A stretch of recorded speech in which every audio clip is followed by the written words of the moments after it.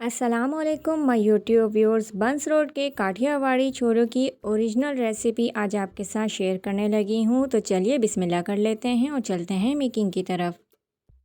Blender machine में half cup हमने डाला है इमली का रस। साबुत हमने धनिया डाला है 2 टीस्पून।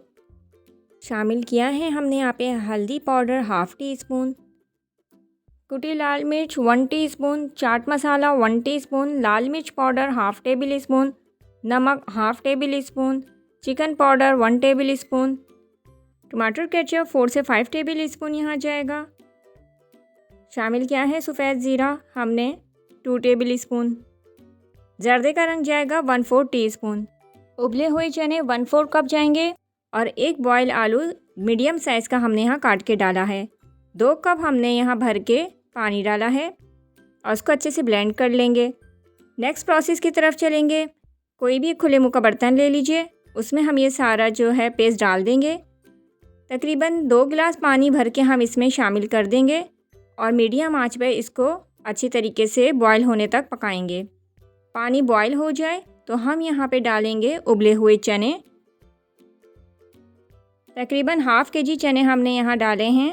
3 से 4 अदद बॉयल आलू हमने क्यूब शेप में काट के डाले हैं। 3 से 4 अदद हरी मिर्चें चॉप करके डाली हैं। थोड़ी सी प्याज हमने चॉप करके डाली है। बॉयल आ जाए तो हम यहाँ पे 1 से 2 मिनट पकाने के बाद इसको एक किसी भी बर्तन में निकाल लेंगे डिश आउट करने के लिए। तो आप देख सकते हैं स्ट्रीट स्टाइल काठियावाड़ी छोले कितनी जल्दी हमारे तैयार हो चुके हैं। चलते हैं इसकी अब गार्निश की तरफ। तो हम गार्निश कर लेंगे। सबसे पहले हम इसमें डाल देंगे थोड़ी सी प्याज चॉप की हुई, हरी मिर्ची बारीक कटी हुई ऊपर से इसमें शामिल करेंगे। आप चाहें तो थोड़ा सा हरा धनिया पुदीना भी काट के इसमें डाल सकते हैं।